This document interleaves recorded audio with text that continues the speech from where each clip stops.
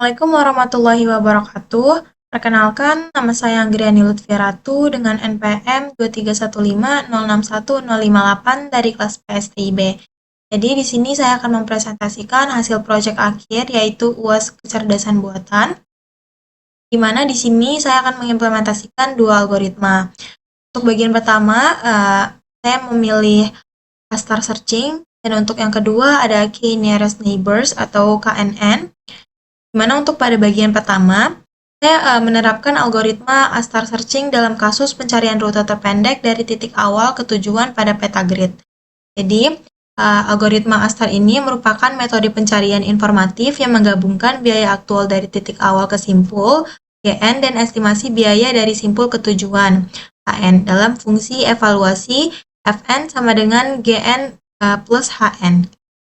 Kemudian dalam kasus ini, astar ini digunakan untuk mencari rute terpendek di peta grid 2 dimensi dengan arah gerak terbatas ke atas, bawah, kiri, dan juga kanan. Di mana heuristik yang digunakan ini adalah jarak Manhattan karena sesuai dengan pola pergerakan tersebut, yaitu horizontal dan juga vertikal. Astar ini dipilih karena mampu mencari solusi secara efisien dan juga optimal, selama fungsi heuristik yang digunakan ini bersifat admissible, yaitu tidak melebih-lebihkan estimasi jarak ke tujuannya. Untuk bagian kedua, di sini saya akan mengklasifikasi tujuan berdasarkan jam perjalanan menggunakan algoritma KNN pada data GPS trajectory. Pada kasus ini, algoritma KNN digunakan untuk mengklasifikasikan tujuan perjalanan berdasarkan jam. Jadi di sini saya mengambil data dari Kaggle, yaitu data GPS dari file.plt yang dikonversi ke dalam grid 10x10 agar lebih mudah dianalisis. Kemudian modelnya ini dilatih dengan fitur waktu jam, sedangkan label yang diprediksi adalah koordinat tujuan. Saat pengguna nanti memasukkan jam tertentu, input jamnya, KNN ini akan mencari kasus serupa dalam data sebelumnya untuk memperkirakan lokasi tujuannya. Pada bagian pertama, yaitu penerapan algoritma star searching. Di sini saya menggunakan bahasa pemrograman Python, di mana pada baris pertama, di sini terdapat perintah impor HEPQ yang berfungsi untuk mengimpor modul Python bawaan yang menyediakan struktur data priority queue-nya. Jadi modul ini digunakan dalam astar untuk memilih simpul dengan nilai biaya total Fn paling kecil. Kemudian di sini terdapat fungsi heuristik A dan juga B yang berfungsi untuk menghitung jarak perkiraan estimasi antara dua titik A dan B menggunakan Manhattan Distance. Jadi heuristik ini digunakan dalam astar untuk membantu memprediksi jarak ke tujuannya. Selanjutnya di sini terdapat definisi fungsi astar yang merupakan fungsi utama dalam menjalankan algoritma astar searching. Jadi fungsi ini menerima 3 parameter, yaitu ada grid, peta, kemudian ada start sebagai titik awal dan juga goal, titik tujuannya. Selanjutnya, di sini terdapat list kosong atau open list yang berfungsi sebagai antrian simpul yang akan dievaluasi dalam algoritma astar. Jadi elemen di dalamnya ini akan disortir berdasarkan prioritas nilai Fn terendah atau yang paling kecil. Kemudian di sini ada titik awal dimasukkan ke dalam open list berupa tuple yang berisi nilai heuristik sebagai Fn, biaya awal Gn sebesar 0, lalu ada posisi titik start dan juga path yang baru dimulai. Jadi ini digunakan agar pencarian bisa dimulai dari titik awal dengan prioritas yang tepat berdasarkan estimasi jarak ke tujuan. Selanjutnya, di sini terdapat set kosong, di mana set kosong ini akan menyimpan simpul awal yang sudah dikunjungi. Jadi untuk menghindari pengecekan ulang simpul yang sama. Kemudian di sini ada perulangan open list, di mana selama open list ini tidak kosong, maka dia akan terus melakukan perulangan. Jadi ini merupakan proses utama dari pencarian jalurnya. Kemudian di sini terdapat elemen dari open list yang memiliki nilai Fn terkecil, lalu memecahnya menjadi 4 bagian, yaitu ada biaya aktual, cost, kemudian ada posisi simpul saat ini, dan juga jalur yang sudah ditempuhnya atau path. Kemudian di sini jika simpul ini sudah pernah dikunjungi, maka dilewati agar tidak terjadi perulangan. Kemudian jika simpul yang saat ini sudah sampai di titik tujuannya, maka program ini akan mengembalikan jalur yang telah dilalui sebagai hasil. Kemudian simpul ini akan ditandai sebagai tanda sudah dikunjungi menggunakan fungsi ini, visited.add. Kemudian di sini terdapat eksplorasi keempat arah, yaitu kanan, bawah, kiri, dan juga atas. Lalu jika valid dan tidak ada rintangan, maka ditambahkan ke dalam open list dengan perhitungan Fn yang baru. Jika pencarian ini selesai dan tidak ada jalur yang ditemukan, maka fungsi ini akan mengembalikan nilai non. Selanjutnya, di sini terdapat definisi fungsi print grid with path yang berfungsi untuk menampilkan grid ini secara visual dan memberi tanda pada jalur yang berhasil ditemui di kode yang sebelah sini. Kemudian dilakukan pencetakan isi grid huruf. Yang pertama ada huruf S yang ditampilkan jika posisi tersebut adalah titik awal. Kemudian ada G untuk tujuan, dan lalu ada bintang untuk jalur yang dilewati, lalu ada pagar untuk rintangan, dan juga titik untuk area yang kosong. Selanjutnya, ini didefinisikan dengan grid 4x4 dengan nilai 0 untuk sel yang bisa dilewati dan 1 untuk sel yang merupakan rintangan. Lalu di sini sudah ditentukan untuk startnya yaitu 0,0 dan tujuan akhirnya atau goalnya 3,3.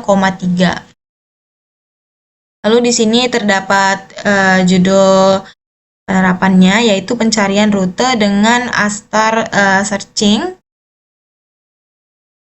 di mana di sini terdapat path Astar, fungsi Astar yang dijalankan dengan grid, start, dan goal sebagai parameter dan hasil jalurnya akan disimpan di dalam variabel path. Jika rute ditemukan, maka dia akan menampilkan jalur, daftar koordinat, dan juga jumlah langkah yang akan ditampilkan. Kemudian, jika tidak ditemukan, maka program akan menampilkan pesan bahwa tidak ada rute yang ditemukan di bagian else ini.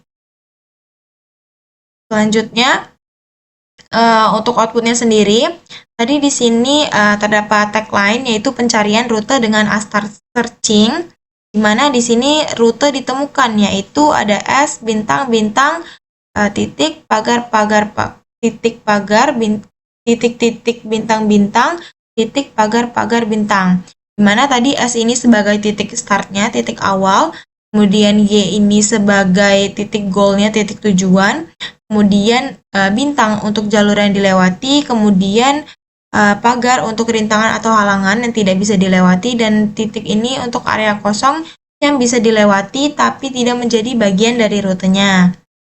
Kemudian akan diberikan detail rutenya yaitu titik-titik koordinat dari awal hingga tujuan sesuai rute yang telah ditemukan oleh algoritma. Mana di sini yang sudah ditemukan yaitu 0,0, 0,1, 0,2, 1,2, 2,2, 2,3, dan 3,3 sebagai goalnya. Jadi total langkahnya itu ada 6. Kenapa 6? Jadi dia di sini program itu menghitung dan menampilkan jumlah langkah yang diperlukan untuk mencapai tujuan, yaitu selisih antara jumlah titik dalam rute dikurangi 1, karena titik awalnya itu tidak dihitung sebagai langkah. Selanjutnya, pada bagian kedua, di sini saya akan menjelaskan klasifikasi tujuan berdasarkan jam perjalanan menggunakan algoritma KNN pada data GPS trajectory. Jadi di sini saya akan menjelaskan terlebih dahulu mengenai source code-nya, di mana pada baris ke-1 hingga ke-6, di sini terdapat perintah untuk mengimpor beberapa modul penting, di mana Untuk pertama, Pandas itu digunakan untuk mengelola data dalam bentuk tabel, data frame. Kemudian 6P ini digunakan untuk perhitungan numerik. Kemudian ada Matplotlib yang digunakan untuk visualisasi data dan jalur prediksi dalam bentuk grid. Kemudian ada K-Neighbor Classifier yang digunakan untuk membangun model klasifikasi berbasis tetangga terdekat KNN. Kemudian ada warnings yang digunakan untuk mematikan peringatan yang tidak diperlukan saat menjalankan program agar outputnya itu terlihat lebih bersih.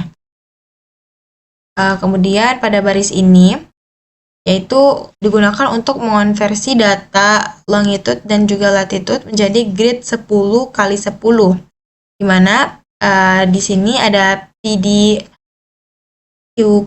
yang digunakan untuk membagi nilai longitude lon dan latitude lat ke dalam 10 kelompok yang sama besar, sehingga bisa dipetakan ke koordinat grid 0 hingga 9.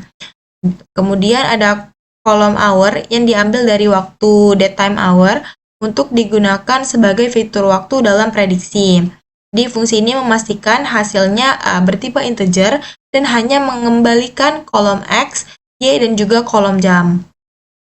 Selanjutnya, pada fungsi ini yaitu train model, digunakan untuk melatih model klasifikasi KNN, di mana ada input fitur X yang hanya menggunakan kolom hour, yaitu jam saat posisi dicatat. Kemudian ada target label Y yang dibentuk dari gabungan nilai X dan Y grid sebagai string, contohnya 5 hingga 8. Kemudian ada model KNN ini dilatih dengan neighbor sama dengan 3, yang artinya prediksi akan dihitung berdasarkan 3 tetangga terdekat. Jadi model ini nantinya digunakan untuk memprediksi kemana posisi seseorang akan berpindah pada jam tertentu. Selanjutnya, pada baris ini digunakan untuk menampilkan peta prediksi dalam bentuk grid beserta rute dari posisi awal ke posisi prediksi tujuannya. Di mana di sini terdapat fig AX ini yang digunakan untuk menciptakan atau menyiapkan area gambar berukuran 8x8. Kemudian grid dibuat sebagai matriks 10x10 dengan nilai default 0,2. Ini 0,2 warna gelap. Kemudian ada titik start yang ditandai dengan nilai 0,6 dan goal juga 0,9. Itu akan terlihat lebih terang di visualisasi. Jadi ini untuk visualisasinya. Kemudian dibuat jalur bentuk L dari start ke goal. Pertama, dia akan bergerak secara horizontal X dulu, lalu dia baru vertikal Y. Jadi koordinat jalur ini disimpan dalam dua list, yaitu ada path underscore X dan juga path underscore Y. Nah, di sini dilakukan penggambaran jalur langkah demi langkah di dalam gridnya.